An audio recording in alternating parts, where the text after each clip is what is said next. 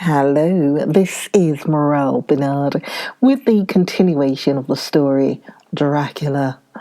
Last words with Dracula was that it would be at once his sheath and his armour and his weapons to destroy us, his enemies, who are willing to peril even our own souls for the safety of one we love, for the good of mankind, and for the honour and glory of God. And by the way, please subscribe to the channel Study Coach UK. Please subscribe and please share. Let me proceed with Dracula. After a general discussion, it was determined that for tonight nothing be definitely settled, that we should all sleep on the facts and try to think out the proper conclusions. Tomorrow at breakfast we are to meet again, and after making our conclusions known to one another, we shall decide on some definite course of action. I feel a wonderful peace and rest tonight. It is as if some haunting presence were removed from me. Perhaps. My surmise was not finished, could not be, for I caught sight in the mirror of the red mark upon my forehead, and I knew that I was still unclean. Dr. Seward's diary, 5th October. We all rose early, and I think that sleep did much for each and all of us. When we met at early breakfast, there was more general cheerfulness than any of us had ever expected to experience again. It is really wonderful how much resilience there is in human nature. Let any obstructing cause, no matter what, be removed in any way, even by death, and we fly past the first principles of hope and enjoyment. More than once as we sat around the table, my eyes opened in wonder whether the whole of the past days had not been a dream. It was only when I caught sight of the red blotch on Mrs. Harker's forehead that I was brought back to reality. Even now, when I'm gravely revolving the matter, it is almost impossible to realize that the cause of all our trouble is still existent. Even Mrs. Harker seems to lose sight of her trouble for whole spells. It is only now and again, when something recalls it to her mind, that she thinks of her terrible scar. We are to meet here in my study in half an hour and decide on our course of action. I see only one immediate difficulty. I know it is by instinct rather than reason. We shall all have to speak frankly. And yet I fear that in some mysterious way poor Mrs. Harker's tongue is tied. I know that she forms conclusions of her own, and from all that has been, I can guess now how brilliant and how true they must be. But she will not, or cannot, give them utterance. I have mentioned this to Van Hessling, and he and I are to talk it over when we are alone. I suppose it is some of that horrid poison which has got into her veins beginning to work. The Count had his own purposes when he gave her what Van Hessling called the vampire's baptism of blood. Well, there may be a poison that distills itself out of good things in an age when the existence of potamines is a mystery. We should not wonder at anything. One thing I know, that if my instinct be true regarding poor Mrs. Harker's silences, then there is a terrible difficulty, an unknown danger in the work before us. The same power that compels her silence may compel her speech. I dare not think further, for so I should in my thoughts dishonour a noble woman. Van Heslin is come into my study a little before the others. I shall try to open the subject with him. Later. When the professor came in, we talked over the state of things. I could see that he had something on his mind which he wanted to say, but felt some hesitancy about broaching the subject. After beating about the bush a little, he said suddenly, "Friend John, there is something that you and I must talk of alone. Just at the first, at any rate. Later, we may have to take the others into our confidence." Then he stopped. So I waited. He went on. "Madame Mina, our poor dear Madame Mina, is changing." A cold shiver ran through me to find my worst fears thus endorsed. Van Heslin continued. "With the sad experience of Miss Lucy, we must this time be warned before things go too far. Our task is now in reality more difficult than ever, and this new trouble makes every hour of the direst importance. I can see the characteristics of the vampire coming in her face. It is now but very, very slight, but it is to be seen if we have eyes to notice without to prejudge. Her teeth are some sharper, and at times her eyes are more hard, but these are not all. There is to her the silence now often, as so it was with Miss Lucy. She did not speak even when she wrote that which she wished to be known later. Now my fear is this. If it be that she can, by our hypnotic trance, tell what the Count see and hear, is it not more true that he who have hypnotized her first, and who have drink of her very blood and made her drink of his, should, if he will, compel her mind to disclose to him that which she know?" I nodded acquiescence. He went on. "Then, what we must do is to prevent this. We must keep her ignorant of our intent, and so she cannot tell what she know not. This is a painful task. Oh, so painful that it heartbreak me to think of. But it must be. When today we meet, I must tell her that for reason which we will not to speak, she must not more be of our counsel, but be simply guarded by us." He wiped his forehead, which had broken out in profuse perspiration at the thought of the pain which he might have to inflict upon the poor soul already so tortured. I knew that it would be some sort of discomfort to him if I told him that I also had come to the same conclusion. For at any rate, it would take away the pain of doubt. I told him, and the effect was as I expected. It is now close to the time of our general gathering. Van Heslin has gone away to prepare for the meeting, and is painful part of it. I really believe his purpose is to be able to pray alone. Later.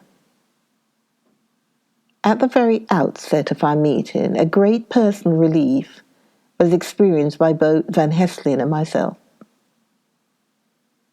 Mrs. Harker had sent a message by her husband to say that she would not join us at present, as she thought it better that we should be free to discuss our movements without her presence to embarrass us. The professor and I looked at each other for an instant, and somehow we both seemed relieved. For my own part, I thought that if Mrs. Harker realized the danger herself, it was much pain as well as much danger averted. Under the circumstances, we agreed, by questioning look and answer with finger and lip, to preserve silence in our suspicions, until we should have been able to confer alone again. We went at once into our plan of campaign. Van Hessling roughly put the facts before us first. The Tsarina Catherine left the Thames yesterday morning. It will take her at the quickest speed she has ever made at least 3 weeks to reach Varna. But we can travel overland to the same place in 3 days. Now, if we allow for 2 days less for the ship's voyage, owing to such weather influences as we know that the Count can bring to bear, and if we allow a whole day and night for any delays which may occur to us, then we have a margin of nearly 2 weeks. Thus, in order to be quite safe, we must leave here on 17th at latest. Then we shall at any rate be in Varna a day before the ship arrives, and able to make such preparations as may be necessary. Of course, we shall all go armed against evil things, spiritual as well as physical. Here, Quincey Morris added, I understand that the Count comes from a wolf country, and it may be that he shall get there before us. I propose that we add Winchesters to our armament. I have a kind of belief in a Winchester when there is any trouble of that sort around. Do you remember, Art, when we had the pack after us at Dobelski? What wouldn't we have given them for a repeater apiece? Good, said Van Hessling. Winchesters it shall be. Quincey's head is level at all times, but most so when there is to hunt. Metaphor be more dishonour to science than wolves be of danger to man. In the meantime we can do nothing here, and as I think that Varna is not familiar to any of us, why not go there more soon? It is as long to wait here as there.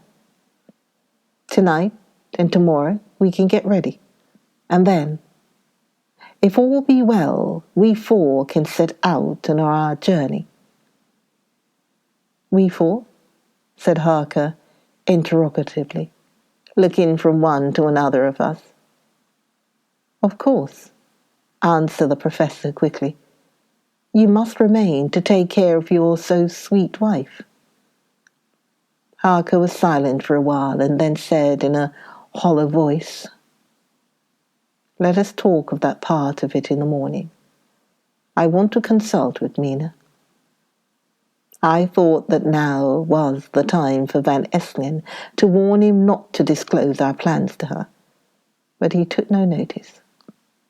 I looked at him significantly and coughed. For answer, he put his finger on his lips and turned away. Jonathan's Harker's Journal, 5th October, afternoon. For some time after our meeting this morning, I could not think. The new phases of things leave my mind in a state of wonder which allows no room for active thought. Mina's determination not to take part in the discussion set me thinking, and as I could not argue the matter with her, I could only guess. I am as far as ever from a solution now. The way the others received it, too, puzzled me. The last time we talked to the subject, we agreed that there was to be no more concealment of anything amongst us. Mina is sleeping now, calmly and sweetly like a little child. Her lips are curved, and her face beams with happiness. Thank God, there are such moments still for her. Later. How strange it all is. I sat watching Mina's happy sleep, and came as near to being happy myself as I suppose I shall ever be.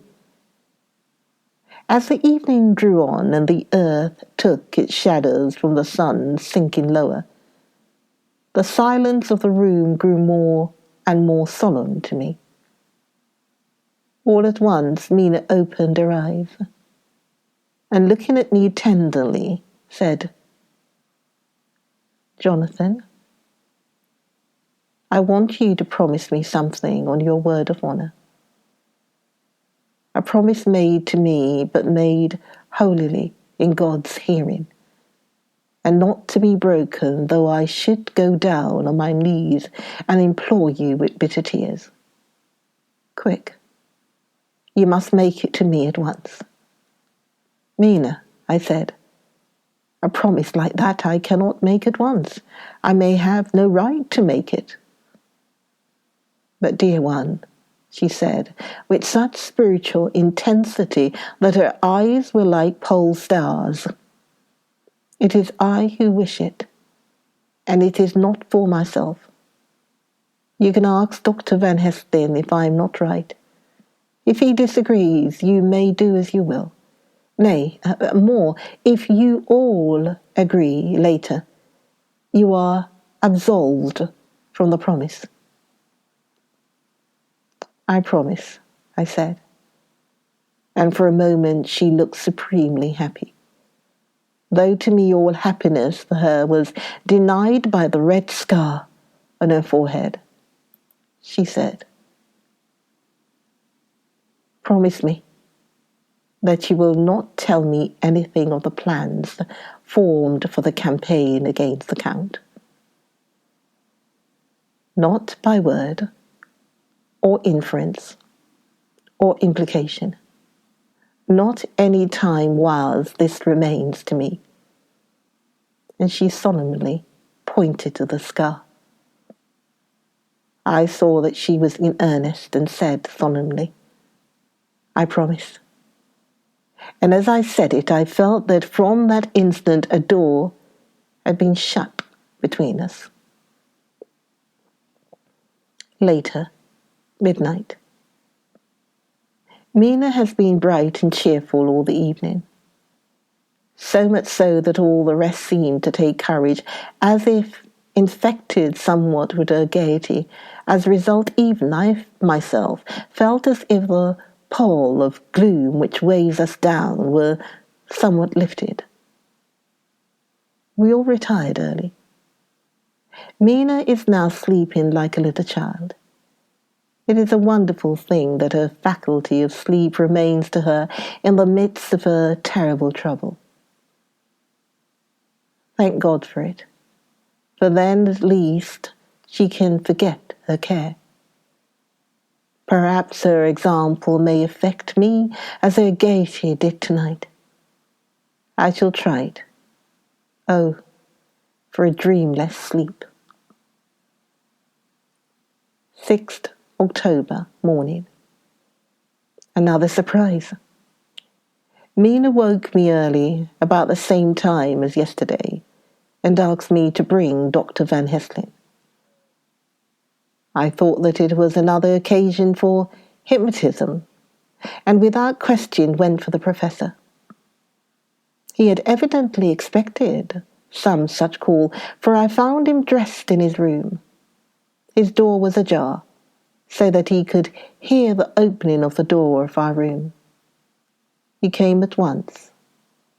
As he passed into the room, he asked Mina if the others might come too. "No," she said quite simply. It will not be necessary. You can tell them just as well. I must go with you on your journey. Dr. Van Helsing was as startled as I was. After a moment's pause, he asked, "But why?" "You must take me with you. I am safer with you, and you shall be safer too." "But why, dear Madame Mina? You know that your safety is our solemnest duty. We go into danger to which you are or may be more liable than any of us from circumstances, things that have been." He paused, embarrassed. As she replied, she raised her finger and pointed to her forehead. "I know. This is why I must go. I can tell you now. Whilst the sun is coming up, I may not be able again. I know that when the Count wills me, I must go. I know that if he tells me to come in secret, I must come by wile, by any device to hoodwink even Jonathan." God saw the look that she turned on me as she spoke, and if there be indeed a recording angel, that look is noted to be everlasting honour. I could only clasp her hand. I could not speak. My emotion was too great for even the relief of tears, and she went on. "Young men are brave and strong. You are strong in your numbers, for you can defy that which would break down the human endurance of one who had to guard alone. Besides, I may be of service, since you can hypnotize me and so learn that which even I myself do not know."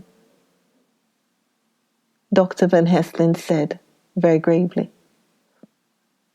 "Madame Mina, you are, as always, most wise. You shall with us come, and together we shall do that which we go forth to achieve." When he had spoken, Mina's long spell of silence made me look at her. She had fallen back on her pillow asleep. She did not even wake when I had pulled up the blind and let in the sunlight which flooded the room. Van Helsing motioned to me to come with him quietly. We went to his room, and within a minute Lord Godalming, Dr. Seward, and Mr. Morris were with us also.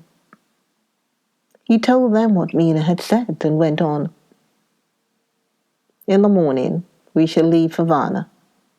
We have now to deal with a new factor, Madame Mina. Oh, but her soul is true. It is to her an agony to tell us so much as she has done.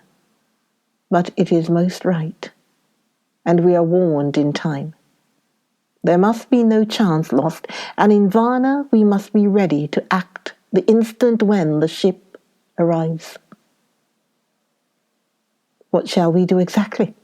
asked Mr. Morris laconically. The professor paused before replying. "We shall at the first board that ship. Then, when we have identified the box, we shall place a branch of the wild rose on it.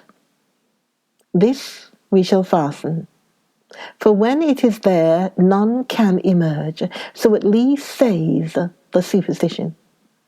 And to superstition must we trust at the first. It was man's faith in the early, and it hath its root in faith still. Then, when we get the opportunity that we seek, when none are near to see, we shall open the box, and all will be well." "I shall not wait for any opportunity," said Morris. When I see the box, I shall open it and destroy the monster, though there were 1,000 men looking on. And if I am to be wiped out for it the next moment. I grasped his hand instinctively and found it as firm as a piece of steel. I think he understood my look. I hope he did. Join me. Join me for the next video. Join me for the next video of Dracula. Join me, Morel Bernard, for the next video of Dracula coming soon. I'll see you then. Bye.